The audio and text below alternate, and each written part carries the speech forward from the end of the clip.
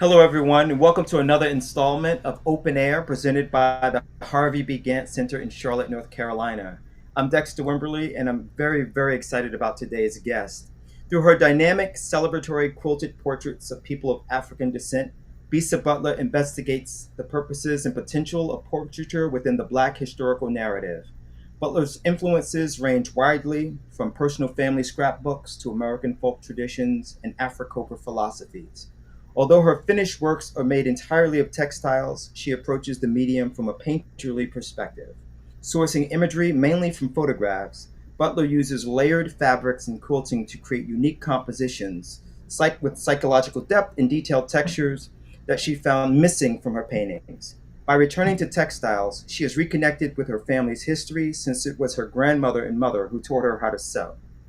Bisa Butler lives in South Orange, New Jersey, and has a studio in Jersey City. She earned her BFA in painting at Howard University in DC and holds a MAT in teaching art from Montclair State University in New Jersey. Her work has been exhibited widely, both domestically and internationally. In 2020, Butler had her first institutional solo exhibition at the Art Institute of Chicago. Her work can be found in the permanent collection of the Art Institute of Chicago, the Museum of Fine Arts Boston, the Perez Art Museum in Miami. The World is Yours, Butler's first solo exhibition with Jeffrey Deitch in 2023 in New York, was enthusiastically received and attracted thousands of visitors. I'm incredibly honored and excited to welcome Bisa Butler to today's open air conversation. Hi, Dexter. Thank you for that amazing introduction. And I'm so happy to finally be able to be here with you on air and having this conversation. Yeah, thank you for that. I know it's been a long time coming, and I'm incredibly Mhm. thrilled that you found some time in what I know is an absolutely busy schedule to share to share a few moments with us. And I'd imagine that most of the people that are joining us here today have some level of familiarity with your background, your history, your work, but some may just be here and be like utterly just curious to find out something new or something more. So, although I've read your bio, would you mind taking a moment and just sharing a little bit about yourself? Maybe a couple of things that I didn't touch on, or things that might be of interest to you to share. Sure. Um, One thing that a lot of people do know about me, but I do like to share it, is that my father was born in Ghana, West Africa, and my mother was born in New Orleans, Louisiana. And I just add that about me because it kind of sort of fills in the gaps as to like why am I so drawn to African textiles. Um, and as far as my mother's background, you know that the black middle class in New Orleans was a long-standing middle class, even probably from before the United States was United States and it was a colony. You had a lot of free blacks, a lot of mixed race people of African descent living in Louisiana. So I have this long tradition of family members who love textiles, created textiles, and use clothing and their outward appearance to portray who they are. Thank you for sharing that. I'm curious about this, this transition from painting to quilting. I touched on it in your bio, and certainly, one of the first questions that I prepared to ask you today is, can you describe the moment or experience that first inspired you to combine portraiture with quilting? Mhm.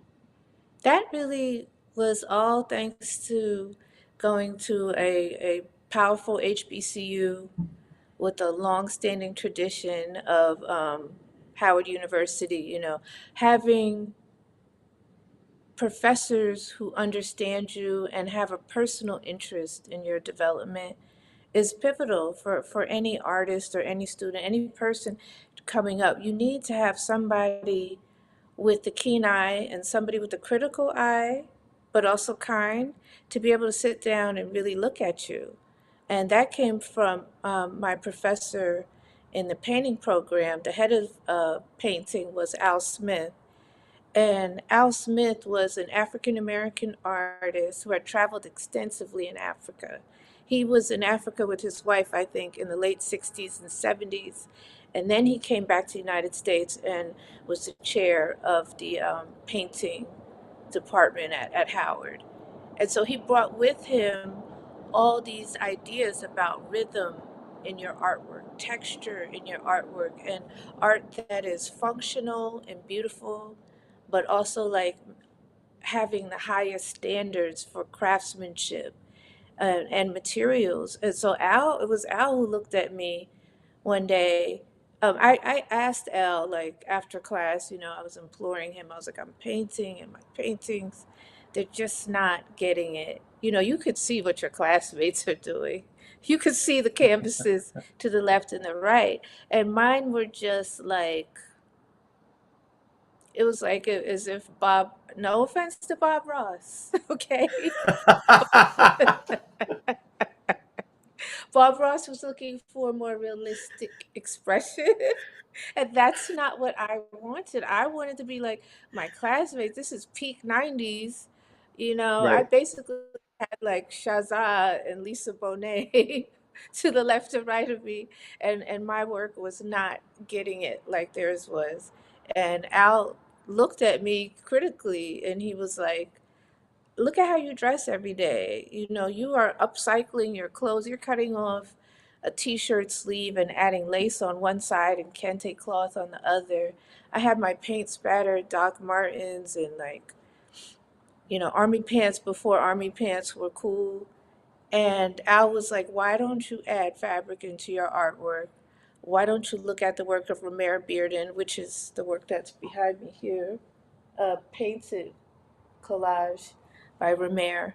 Um, Going to school in DC, all the museums were free all the time, they still are. Um, and he told me there was a show up at the Portrait Gallery, I think.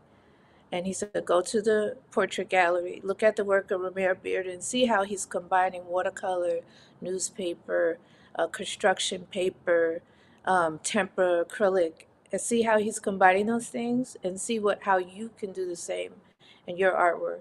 So that was my first like foray into using fabric as a fine art material. And at that time, I was still like trying to be little Romare. I was cutting and gluing fabric onto boards or onto canvas. Well, what a wonderful intervention on behalf Hmm. of your instructor to kind of Hmm. show you something that was right in front of you, right? Right. And I think Right. art has a way of doing that, like Hmm. revealing the things that in hindsight seem obvious, but can sort of Yeah, be obfuscated by life. So absolutely. one of the things that I'm very curious about are your family scrapbooks, and Hmm. maybe because I don't have any,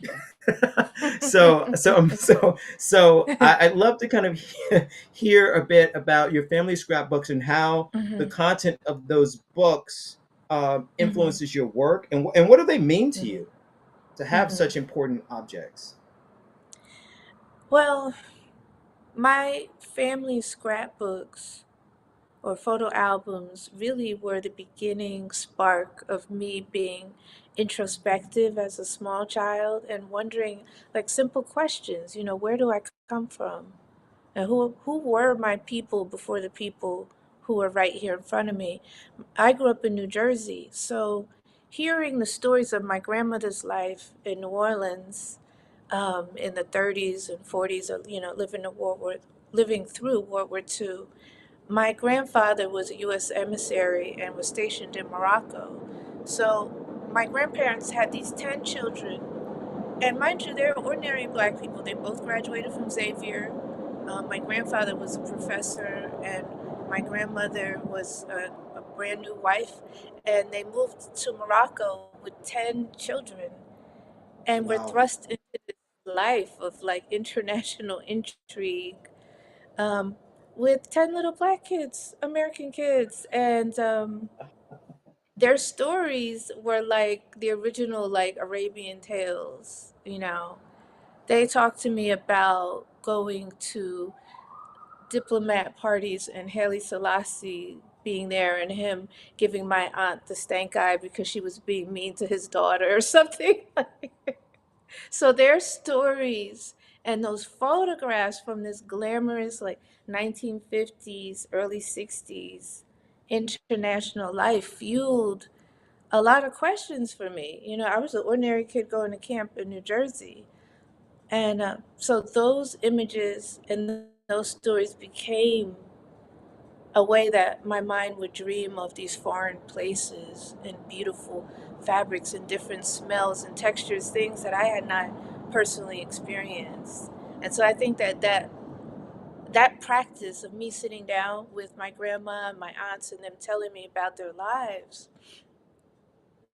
made me sort of have that curiosity about other Black people's lives.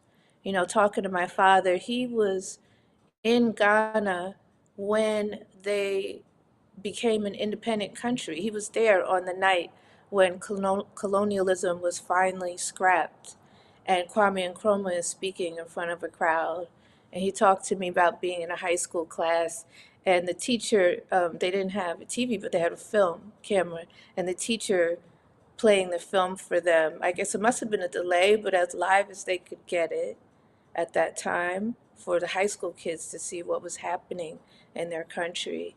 Um, and now when I look at through the National Archives, or like you said, like you're saying you don't have the scrapbooks, but we as Black people, our images, there's always been a thirst from other people and curiosity about Black people. So there's thousands of images online in the National Archives and in other databases, like it's a college in North Carolina, you know, at Smithsonian itself. And these photographs are not labeled by name, just by place. So we really could be looking through those images, and I could be seeing my relatives, you could be seeing your relatives, but we wouldn't know that. Yeah, that's very, very true. And speaking of images, how do you go about selecting images that may serve as the inspiration for one of your works? I mean, there's so many things to choose from. Right? What guides you through that process? I think it originally started for me being interested in like that search for self. You know, I'm very interested in what did my great grandfather look like? What was he like? What was his personality like? So I didn't initially think that I was searching for family, but when you look at some of the images I've chosen and then you objectively like look at my family photo albums, there almost is there's parallels there. My father pointed out that every time I did a portrait of a family, I always had one boy and two girls, which is the makeup of my family that I grew up with. But I wasn't consciously. So then that made me like sort of look at myself and reflect like how many of these images am I like selecting things that are familiar to me or since I didn't know my grandfather passed when I was infant. So, how many of these images are of elderly Black men? Because I'm searching for that grandfather figure. And so I think that Well, that's what drives yeah. the choices of like looking at that familiar, like thinking, look at this man's. I might see an image of an elderly Black man and think he looks kind, or he looks like he has an interesting story to tell, but unconsciously thinking this could be grandpa. Yeah, I totally get that. I totally get that, and that's beautiful as well. From an inspirational standpoint, you cited AfriCOBRA as something that influences your work. I mean, I know it's had a profound impact on the visual arts, but could you take a moment and kind of unpack that a little bit, like how that has influenced you? Sure. I feel like AfriCOBRA has influenced me fundamentally. I like to draw my whole life. Since I can remember, I was drawing and painting, and my parents gave me supplies. But it wasn't until I got to Howard that I had a formal art education. And the Department of Art at Howard University, the dean of the department was Jeff Donaldson, who founded AfriCOBRA. And Jeff Donaldson came to Howard in the 60s at like the height of his badassness, if that's a word. He was like, first of all, he was highly educated. He had his master's. He had traveled through Europe. He had traveled through Africa. He had won like accolades. And he's coming in like a young rock star to be the dean of fine arts. And he chose a lot of the professors, or I don't know exactly how that process goes. I don't know if the dean chooses people, but a lot of the professors were also AfriCOBRA members coming from Chicago, coming from the Midwest, young, highly educated, and very much Black centered artists who were proponents of the Black Power movement and looking for a way to become that visual arm of the movement. And what does that look like? They were part of that group of young Black people in the United States in the 60s who wanted to know, not who wanted to know, but who wanted to establish that we had our own philosophies, we have our own manifestos, and they're very much related in Black liberation, very much connected to the liberation of colonialized Black nations across the diaspora, and very much rooted in this idea that Black Americans have their own culture, and we've created something unique and something beautiful, and we should be proud of that. And that was the philosophy that was pushed while I was an undergrad student in the 90s.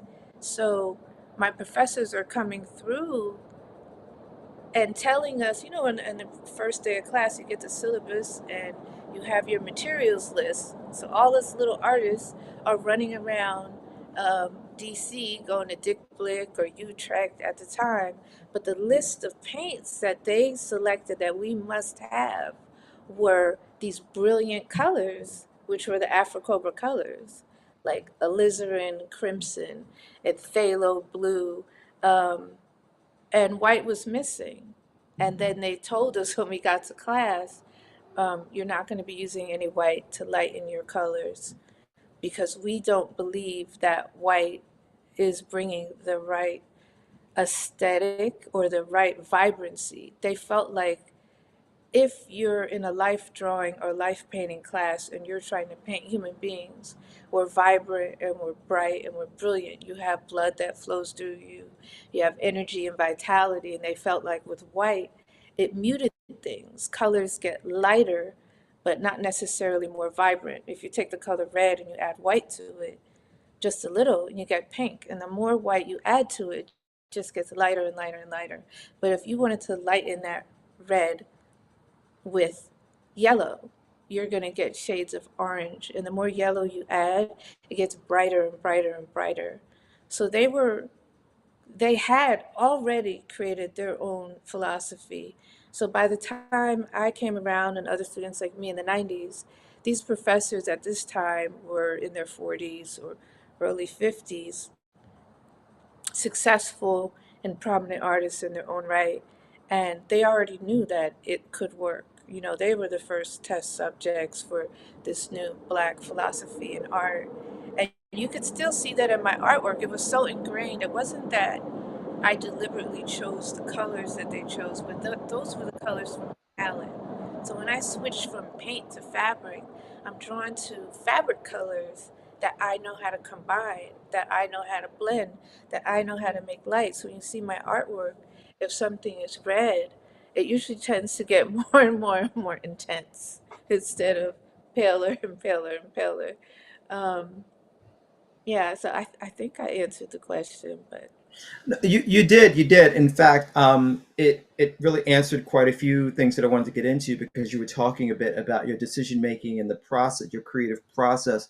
So mhm. one of the things I'm curious about is, when you made the transition from painting to working in textiles, like what challenges did you face in expressing the psychological depth that paintings Mhm. can often express? What challenges did you experience bringing that into textile? Yes. I think primarily textiles allowed me to finally get the definition that I wanted. Um, I didn't have to go out and buy like 1,000 tubes of neon color because I started originally using fabrics that were left over. I didn't set out and say, like, I only want to use African fabrics or lace. Those are the remnants from my mother and grandmother's their sewing remnants from clothing. So, from when they lived in Africa, they had all these bright patterns and bright Nigerian textiles, Ghanaian textiles. And then from that embassy world of having to look um, like you too were a prince or a princess, you maybe not, but you needed to have lots of silks and lace and gabardine and fine wools and different kinds of lace. So they had to have all of these fine fabrics, and they just passed them on to me. Um, the challenge was, well, the benefit was that I could finally tap into the vibrancy that I wanted, that I just didn't feel like I was getting. I could finally tap into the sharpness of shapes because I'm cutting out shapes instead of layering down thin washes. And Right. the challenge was, how am I going to make things look three-dimensional? How am I going to get the modeling that I used to have with paint? You know, when you paint with watercolor, you add water to make things lighter and lighter. So I couldn't do that. Um, and I couldn't just add another color and make my colors lighter. I had to have a whole bunch of fabrics in many different shades in order to get those tones. And it was through that experimentation with those laces and netting and tulle that I just figured it out after a while. I will say that for almost 20 years, I really probably didn't sell a piece of artwork that was more than $1,000. And this is all the way up to 2017. So it's not like that was a long time ago. Um, and that gave me, I was a school teacher, high school art teacher. But that 20-year period, I'm not saying it's great. Every artist should not sell a lot of artwork in 20 years, but it definitely puts you in that laboratory where you're just figuring it out. My artwork didn't morph or change because the market changed or because somebody thought it was popular or interesting. The people who bought my artwork and supported me were my family and friends. They were small black galleries, local black galleries like Stella Jones and Richard Beavers and Garbo Hearn and Little Rock. And if I sold one piece of artwork every 6 months, then I was happy about that.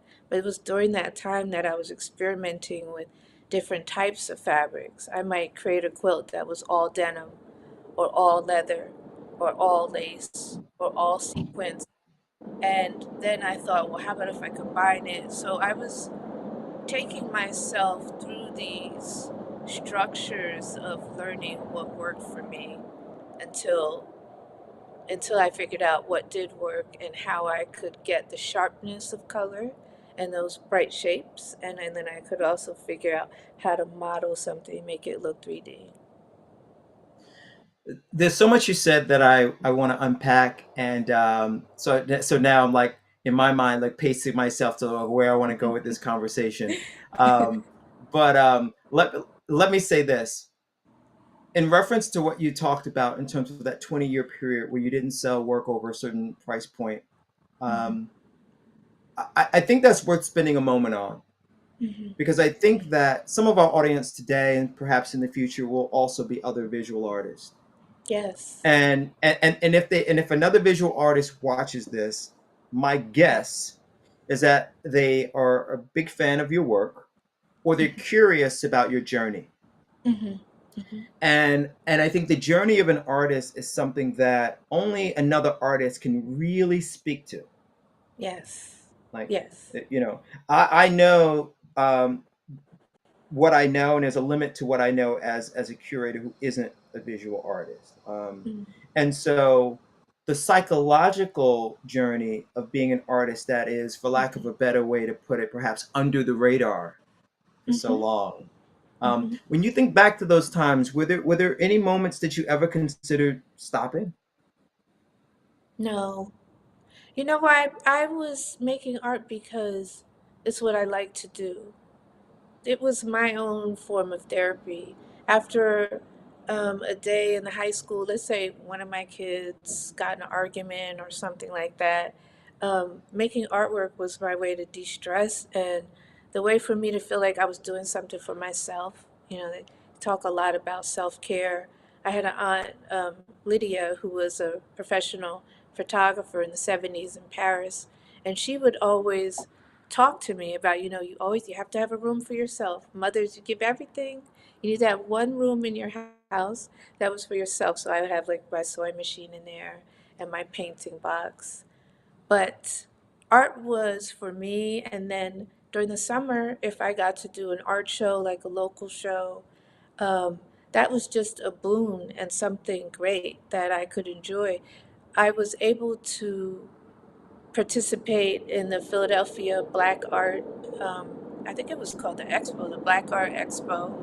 And one of the other artists at the show, I think it was Paul Goodnight, called a friend of his, who called a friend of his, and Carolyn Maslumi, Dr. Carolyn Maslumi, who's like the quilt guru of all quilt gurus. She really is somebody who's a philosopher and artist and has written numerous books. Just called me on my cell phone and asked me to send her some work. And I did, and she curated my work into her show. And then Mr. Kinsey, Mr. Bernard Kinsey, he went to Dr. Mazlumi's show and he bought some of my pieces. And that was the first time that my artwork was a part of a major collection that traveled the world. The Kinsey collection, I think it even went to Japan. It may have gone to China. It was at Disney World for like at least a decade. And right now their work Wow. is the Kinsey collection was at the Gantt. What year was that? It might have been something like 2013. So wherever the Kinsey collection, wherever they showed, they would, me and my husband John got close with the family and they would invite us to come to the openings and they even would invite me to sometimes speak on their panels. And I was just a school teacher, but I never art represented this window for me to like just have something for myself. I didn't think that I would be able to live solely on art alone because all of my professors were some of the most well-known artists of their times, even before they were my professors, right? Like the Jacob Lawrences, or the Romare Biernans, Faith Ringgold, Elizabeth Catlett. Like a lot of these people were professors. Lois Jones. So they taught and they did their artwork. So that was in my mind that that is the way an artist should live, and that it doesn't have to happen overnight. I didn't expect things to go like they have, but I'm grateful that they did. But my ultimate goal was to be like them and to like just be a teacher slash professor and then exhibiting my artwork at the same time. Thank you for sharing that. Yeah, yeah, I really appreciate your honesty about how you thought through all of that, and it really goes to show you how much the environment you're in, and if it's a nurturing environment, how it can have such a Hmm. impact on your psychological health as a creative Hmm. person. Hmm. Because the opposite of that, of course, is someone who immediately out of an MFA program wants to be the biggest artist in the world, and all Right. that pressure, artificial pressure they put on themselves to achieve Yes. that, and what could arguably be an unreasonable amount of time. You I mentioned was your aunt. completely out of that. I wasn't Yeah. in those programs, so I think that an artist should be able to develop outside of the market. I don't know how that can happen. If you're lucky enough to come right out of the MFA program and do your artwork, that is great. But I would caution young artists to like take a breath. Definitely rock on and sell your artwork. I'm not saying that, but I'm saying that when you feel yourself morphing and changing, allow yourself to grow. Like don't stop right Yeah. there at the beginning. Yeah, yeah. No, that's true. And great. Thank you for sharing that. You mentioned your aunt, and that makes me want to talk a little bit more about the influence of the other women in your life and your family, Mm-hmm. particularly your mother and grandmother, who you've credited with introducing you to sewing, or at least helping you get a better understanding of the Hmm. tool of a sewing machine and Hmm. perhaps even by hand. Yeah. Is there a memory or something that relates to that you could share with us? Maybe something funny. I'm not sure if it's funny, but you seem to be laughing, Yeah. so maybe you have Yes. something funny to share. Yes, because they were very much black women who did not bite their tongues. And I was thinking that I wanted all these high fashion clothing. So when my mom and my aunts, when they finally left Morocco, it was early 1970s. So they're coming home with their magazines. They're still having like French Vogue in the house. And I'm seeing these gorgeous clothes all my life. That's what, like every family had the National Geographic on the coffee table. There was always going to be either a French Vogue or Marie Claire or Elle on the coffee table. So I grew up seeing these, and I also grew up watching them replicate these fashions. So if it was a Christian Dior gown, my aunt might sew herself that a replica Christian Dior gown. If it was Yves Saint Laurent, like all of those older French designers were their inspirations. So in the 90s, I started trying to do the same thing, but I thought I could just take shortcuts. And I had found this pattern. It wasn't a pattern, it was a photograph of a model. I don't know if it was Naomi Campbell at the time, but she had on a long white linen dress with a collar with shells on it, cowrie shells. So I made my replica of this dress. And I had a slit on the side, and I just thought I was like the it and the everything in this dress. And I was gonna, where were we going? Me and John were college kids. We were gonna take a trip to Miami. And I spent the night at my grandmother's house the night before. And when I woke up, well, first of all, my grandmother complained about the dress. She said, "You didn't cut it right. It's not on the bias. The linen is not hanging right. The seams are not even. The hem is not. The hem was like kind of on a wonky." But I was like, "Grandma, like, I'm just gonna look so good. Nobody's even gonna notice the hem." And when I woke up the next morning, my grandmother had deconstructed the dress and stayed up hours, and she was in her late 70s by this time, and re-sewn the dress completely the right way. And I just realized at that moment, like that I first of all, you can't take shortcuts. Um, that she was absolutely right, that the dress needed to fit me properly. Um, and it also showed me how much she cared about me. You know, how much she cared about how I walked out of the house, how I presented myself, even though I was going to Miami with my little boyfriend at the time. And she wasn't even going to be there to see that. And so I take that with me now when I'm working. If something is not hanging right, um, I've had to like take whole backings off, or I've had to put portraits that I've worked on for a week, put it aside, and then decide I have to scrap the whole thing because it's just not right. Yeah, I see why you were laughing now because that's a heck of a story. I mean, the level of care that it requires for someone to, the staying up all night part is part of it, but Hmm. really, it's the desire for for them to see you at your best, Yeah, yeah. right? So at the core of that is love, Hmm. right? and Yes. and to come from come from a family or community that is sustained by love, Mhm. I think it gives you a foundation that you can carry with you through your career that it's really empowering. Mhm. I mean, I get the sense just talking to you, and I know a little bit about you, of course, right? Mhm. But I get the sense from talking to you that your success as an artist, well, not only is it Mhm. earned, I mean, that's obvious, but also that if for any reason all of the attention and commercial success that you've achieved were to go Mhm. away, that you still Mhm. fall back on a foundation of love. Yes, that's absolutely Right. true.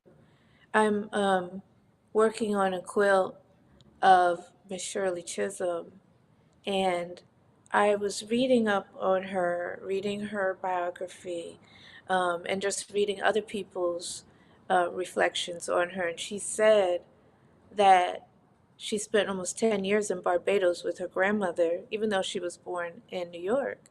But her mother had to work and times were tough, so the kids went to stay with grandma in Barbados. And she said that her grandmother brought them up with respect, love, and pride, and that all the black power, all the philosophies in the world didn't affect her because her grandmother had already raised them up to know like how proud she was of them and how worthwhile they were. And I really thought about that, like all the things that she had been through in her life, but it was her granny in Barbados who instilled in her who she was. And I really believe that my mother, my aunts, my grandmother's family made me feel like my artwork was important and worthwhile, and that I was worthwhile. And that's the difference between, believing in yourself, or you can believe in yourself through outside people who love on you as well, though I don't want to say it's only in the home, but it does give you a leg up if you have that in the home. Absolutely, absolutely. We have some images of your work, so we're going to get started by looking at some of those and have some direct questions. So I'll hand it over to you to share. It doesn't have to be long, 30 seconds, a minute, whatever you'd like to share about each piece, and I'll have a follow up question. Okay. Well, I chose this piece because this was the quilt that exhibited at the Gantt as a part of the Kinsey collection. And it's based off of a photo by Prentice Polk, who was a renowned photographer out of Tuskegee, who photographed all kinds of people, but he also photographed the local, ordinary working people around Tuskegee. And he called the piece The Boss.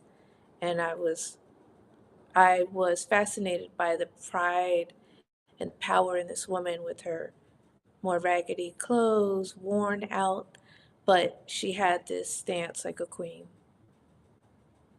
Do you remember the process of making this work? Like, can you talk a little Hmm. bit about the decision making around the cotton, around the color, and some of the other Sure. objects that are in the work? I hand painted that background on canvas, the cotton. Um, I remember looking everywhere, and that's sort of like me in college. There were things that I wanted that didn't exist. I wanted fabric with cotton printed on it, but I couldn't find it. So I remember being really like beleaguered because I had to paint because I had small kids, and so the paint box coming out was like, here comes like a box full of poisons and sharp tools that you really just didn't need to have around the little ones. So I remember painting the background and feeling a little irritated on that. But I wanted to use fabrics that represent her lifestyle. A lot of these fabrics on here were donated by my mom and grandma, so I wanted them to be vintage. That cross piece, the red fabric that crosses her breast, that I think is like something that probably holding on a flour sack in the original photo.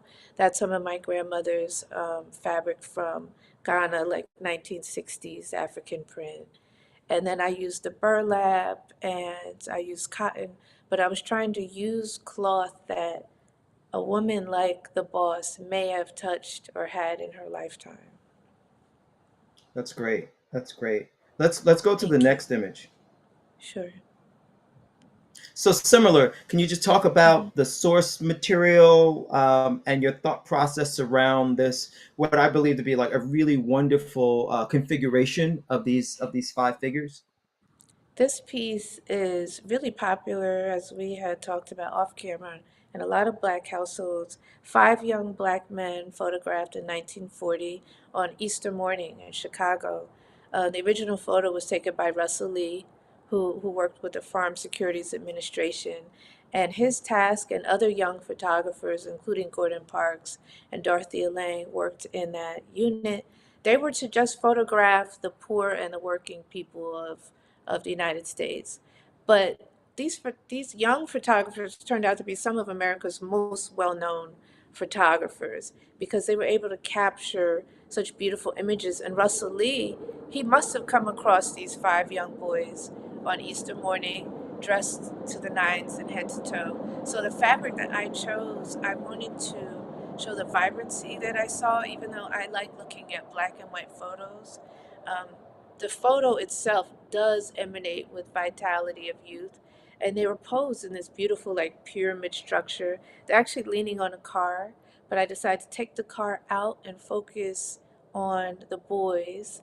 And I created this while I was a high school teacher. So this is me like having love for black children, having love for children who remind me of my own students who are not always seen as valuable and worthy of love. But what I saw in the photo and what a lot of people see is that these boys are so clean that even the soles of their shoes are clean. One boy has a hat with a little clip with a it's called a I forget what it's called, but it's to keep your hat from flying away, and they're in Chicago and has a flower on it. But I love the photo because you could almost see the moisturizer and like the Vaseline on their faces. These children are well loved.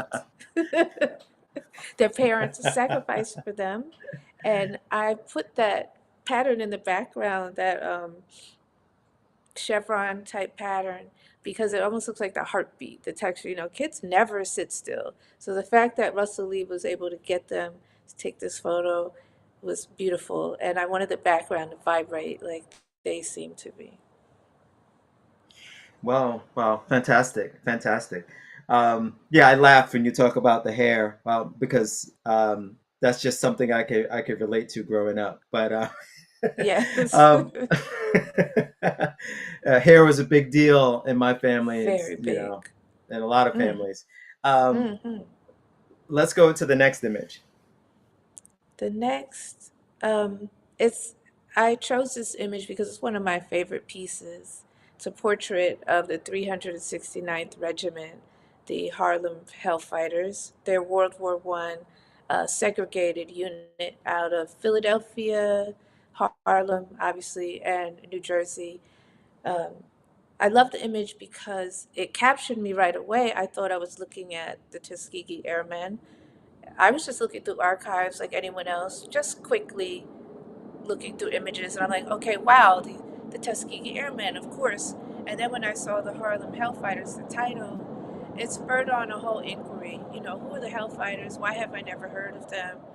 How do they look like this bold and this brave and this handsome? And they seem to be like missing from the collective memory. And I even found out that one of my best friends, her great grandfather was a hellfighter. I've known her my whole life and never knew that. I knew her great grandfather, never knew that. Um, and so the fabrics on this one, it's a little hard to see, but maybe folks can zoom in if they can. But I used a lot of Nigerian batik on it to tell the story of the Hellfighters. So you'll see a lot of stars, a lot of stripes, a lot of birds representing freedom. I mean, the black soldiers who fought in segregated units were fighting for the U.S. Army, but as we know, they were fighting for dignity back home. And they thought if they came home as conquering heroes, they could help elevate their people. Hmm, hmm. Brilliant, brilliant work. Can you Thank you. just, for the sake of those who've never seen this in person, you can approximate what size is this work? This piece is one of my largest. I think it's 13 feet by 10 feet. So each of the men, the back row, they're about life size. And so I did the back row first, and I didn't anticipate the guys in the front row. So when I started the front row, the guys that are kneeling, if they were to stand, they would probably be 10 feet tall. Just to give you an idea, like they're really Right. very, very large.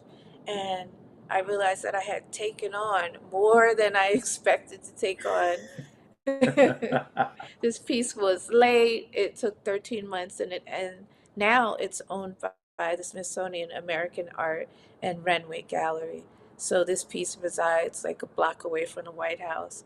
And one more thing about the Hellfighters is that they got their Congressional Gold Medal in 2020, although they had been Incredible. long dead. They received their French medals, the Croix de Guerre, in 1919. So you can see the huge gap between the recognition that they should have got and the 100-year gap that it took for them to get it. That's just amazing. And a couple of thoughts. One is, well, congratulations on where this piece resides. You couldn't, think of a place like more apropos, Thank you. considering. And although we have a couple more images that we will get to, um, Mhm. you were recently working on, or this is the run up to a very big show you have coming up in the not so distant future. Maybe you can take a moment and share something about that. Yes, I have a big show coming up. It'll open in Washington, D.C. at a museum that shall be unnamed but should be very obvious. And the show will open in 2026. So Looking I'm forward working to with, that. yeah, I will be the first Black woman living to have a solo exhibition there. So I'm really, Wow. I'm ready for the task. I'm really excited. Well, I won't put you on the hot spot anymore. Let's go to the next image. I just wanted to put a close up of the Hellfighter so you could see. I like to use jewel tones, and to express duality in the complexions. You know, we as people of color, there's always this debate about colorism, and I do it too. So I'm not casting aspersions on anybody. But when you describe somebody, the first thing you usually say is their color. You know, oh, it's this light skinned guy. Oh, it's this dark skinned woman. So. Um, that always bothered me. My mother and my grandmother and family from New Orleans were people who like actively fought against those categories of light and dark within the family. That my mother and her siblings were 10, and they went from very light to very dark.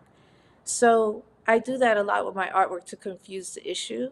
So I'm talking about his complexion when you see that red and blue, but I'm also talking about this the duality of a man. He's not one thing.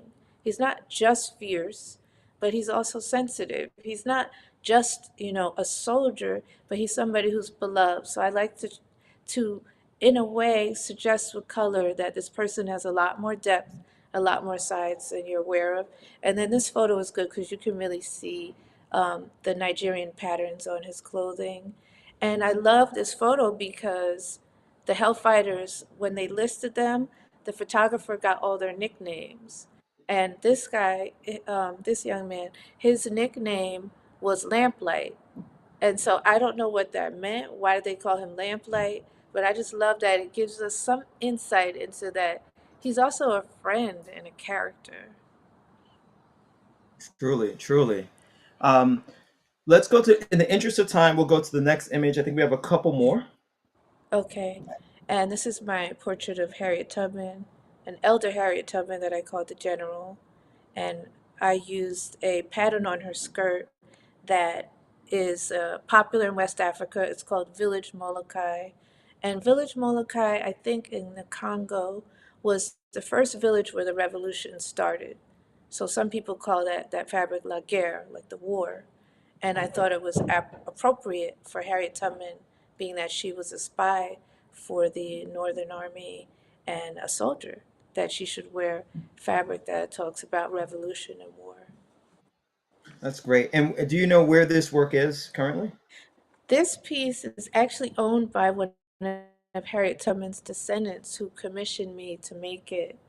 Um, and some of Harriet Tubman's family in the time of Marcus Garvey actually left the United States and went to Liberia.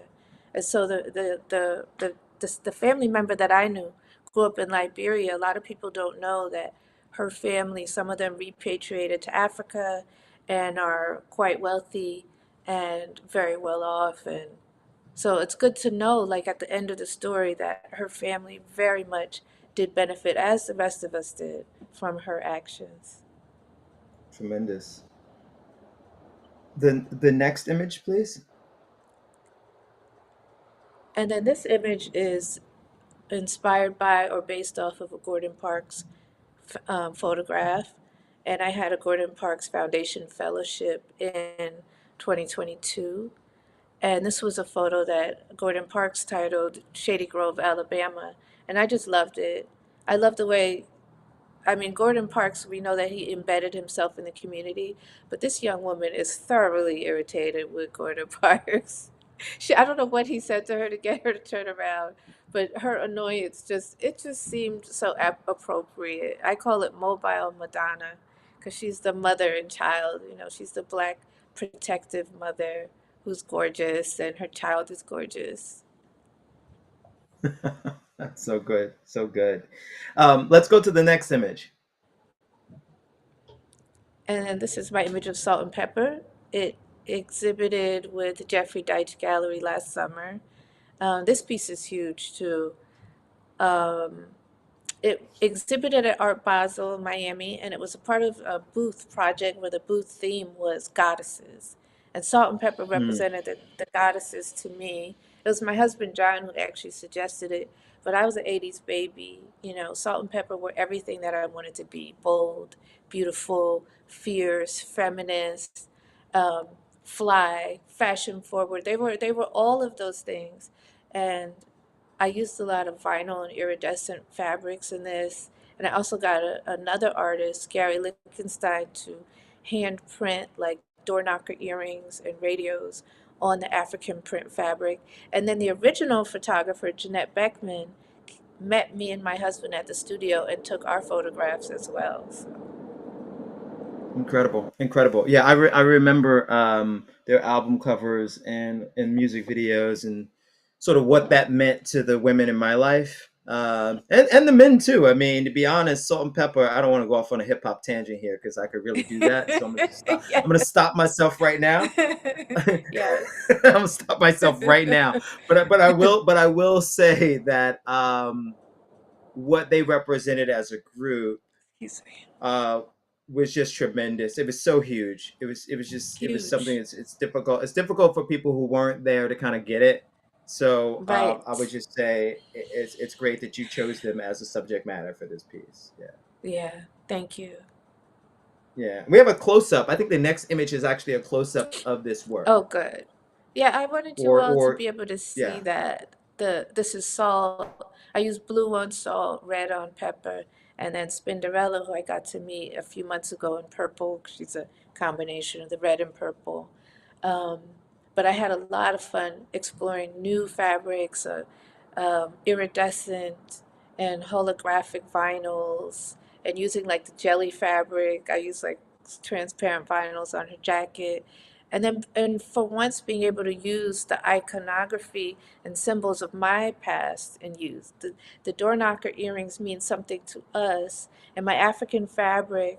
Um, in the portrait I did of Mobile Madonna by Gordon Parks, the flowers behind her are known as the fleur de mariage. So if you are um, in Africa, especially French-speaking Africa, you know that fabric and that people give it as a wedding gift or as a part of the wedding dowry. But for the first time, I was using images that said something specifically to Black Americans or Americans in general, that these earrings were like the it. If you didn't have a big pair of gold door knocker earrings, you weren't you weren't valid. So I really enjoyed working on this piece.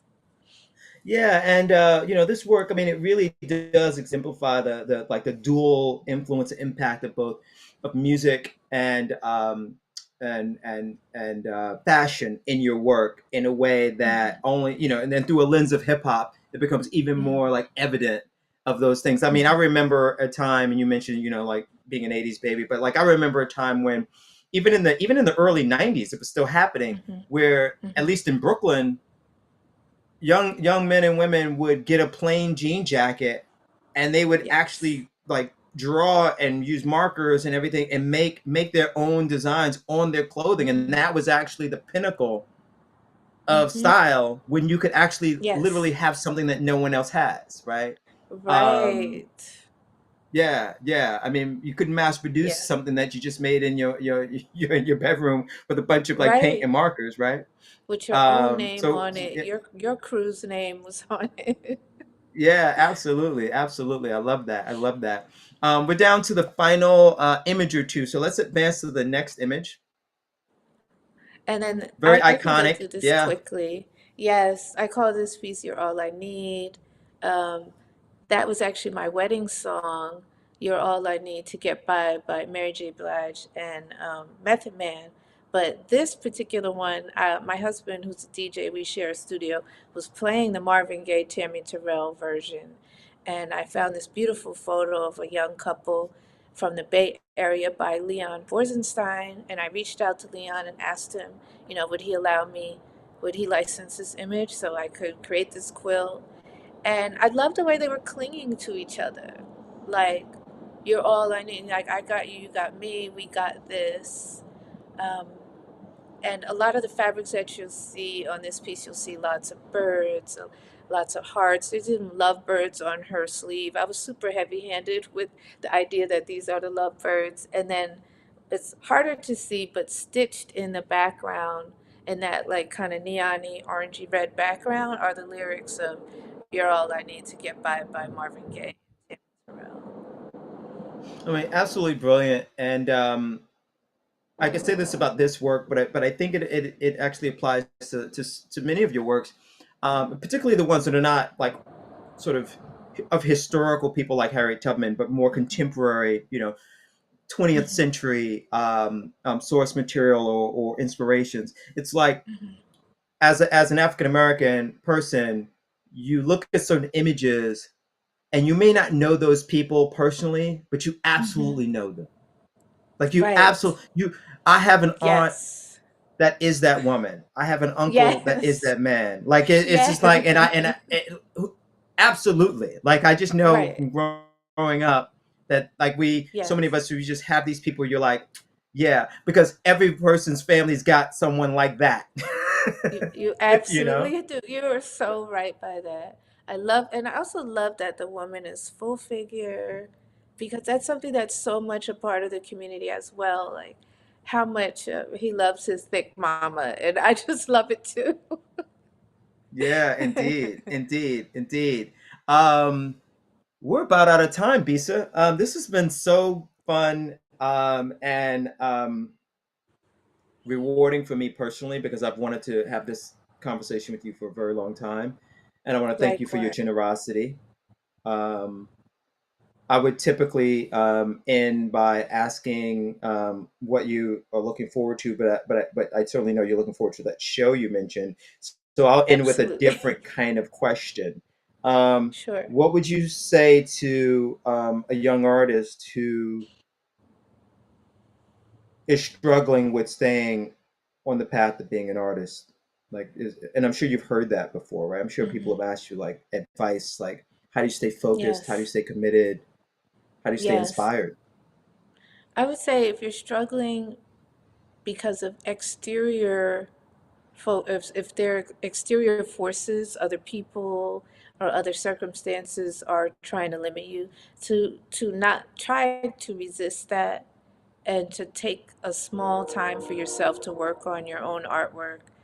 Um, Even if it's just, making sketches, even in a notebook or notebook paper, but never give up on yourself because that's the part that makes you unique.